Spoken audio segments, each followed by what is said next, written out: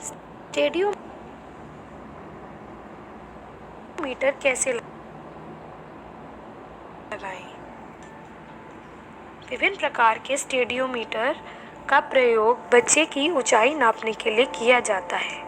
यदि बच्चा 2 वर्ष से अधिक है और खड़ा हो सकता है तो उसको खड़ा करके उसकी ऊंचाई नापी जा सकती है।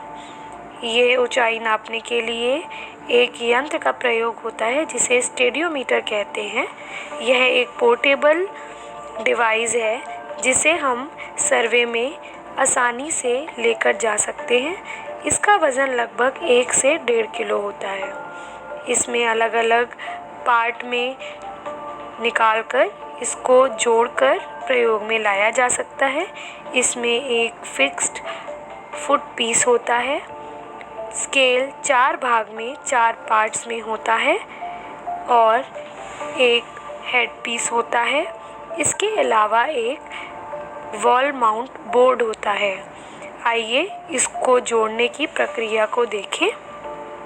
स्टेडियोमीटर लगाने के लिए हमें यह सुनिश्चित करना होता है कि स्टेडियोमीटर के बेस बोर्ड को हम सहारे से किसी दीवार की साइड पर रखें और यह सुनिश्चित कर लें कि जो फर्श है वह एकदम प्लेन हो, उसमें कोई गड्ढे ना हो, जिससे कि बेस बोर्ड को आराम से सेट किया जाए।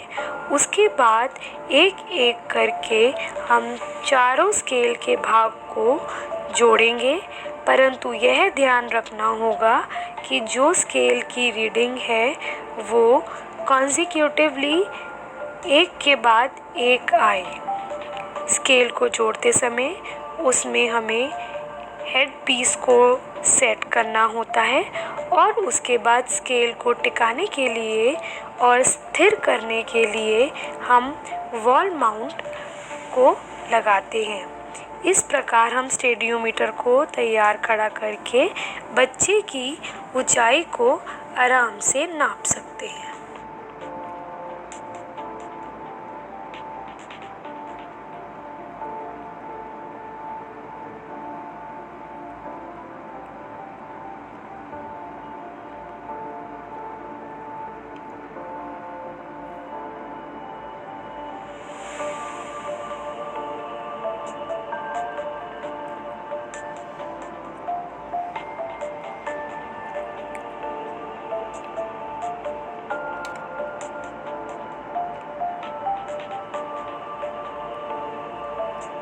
So each is of 1 millimeter, each centimeter has been divided into 10 millimeters also.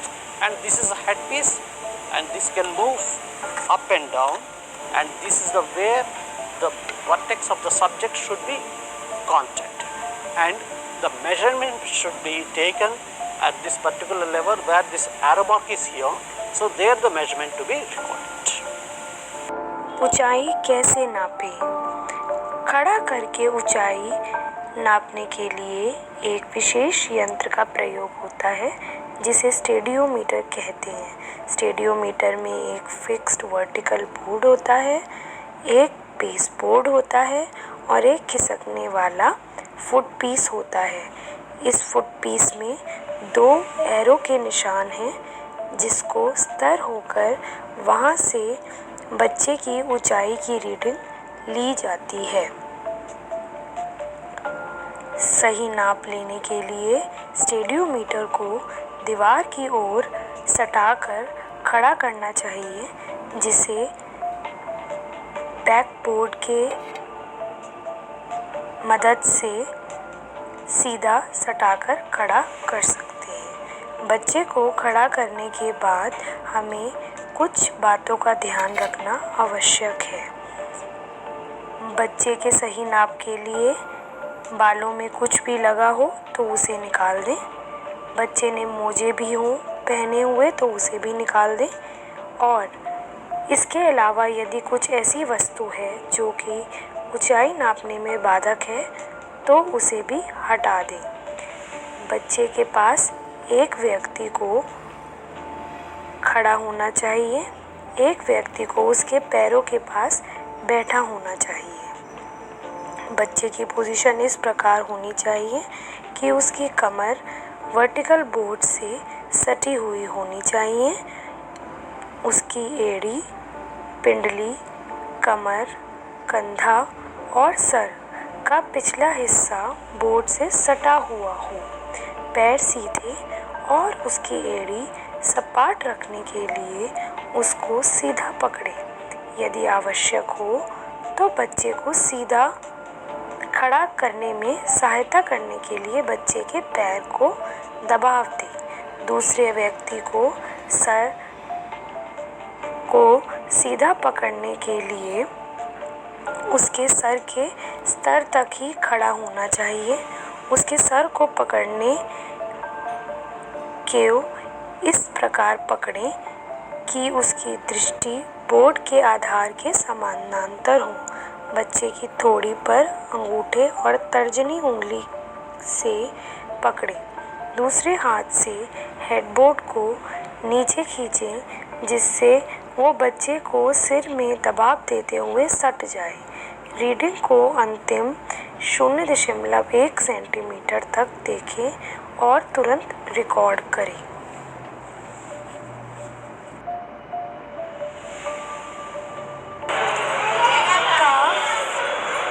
बटक, shoulder और बच्चे का सिर। MUAC का आंकलन कैसे करें?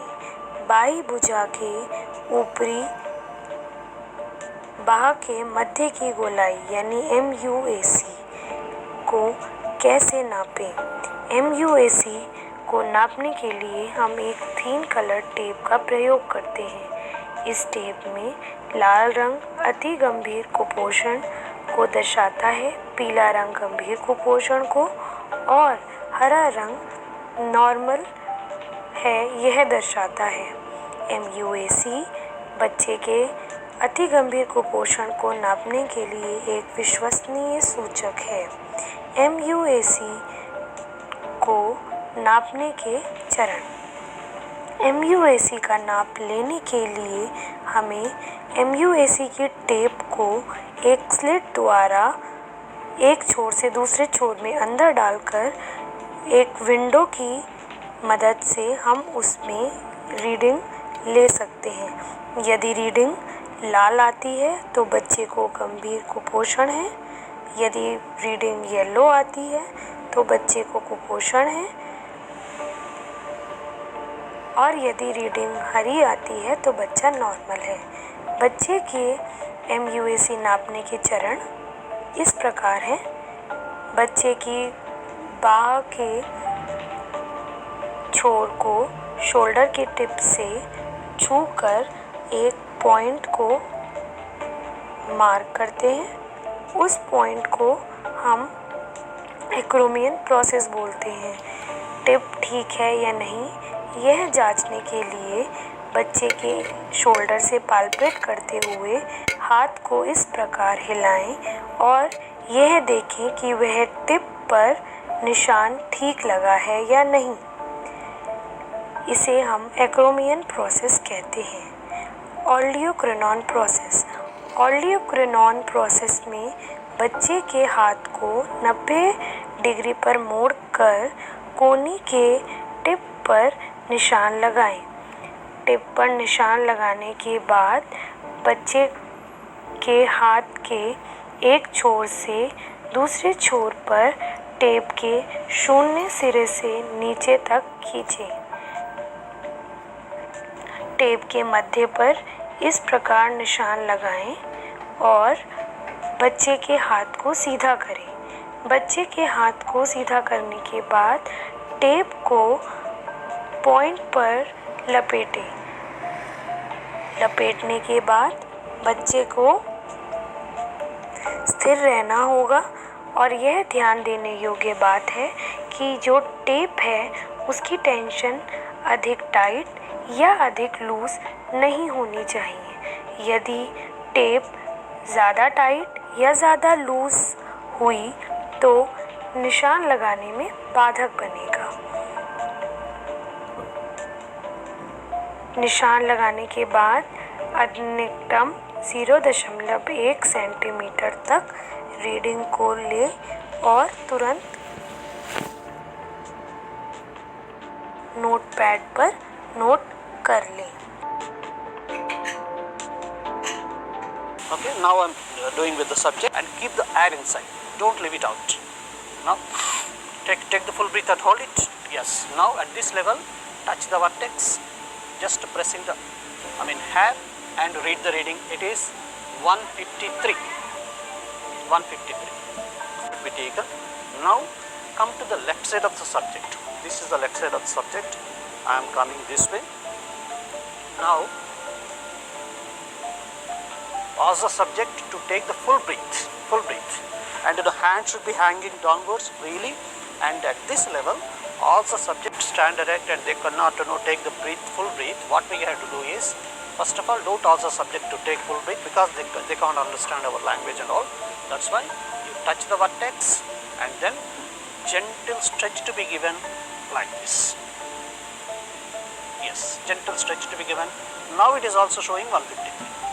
So both ways, whether you take the full breath and take the measurement, or if you ask the subject as it is and take the gentle stretch also, you should get the same reading. That is 153 now also.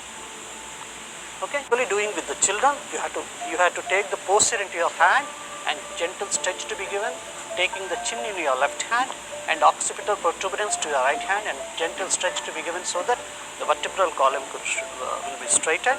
Or otherwise, for the adults, what you can do is, you can ask them to take the full breath and take the reading as it is.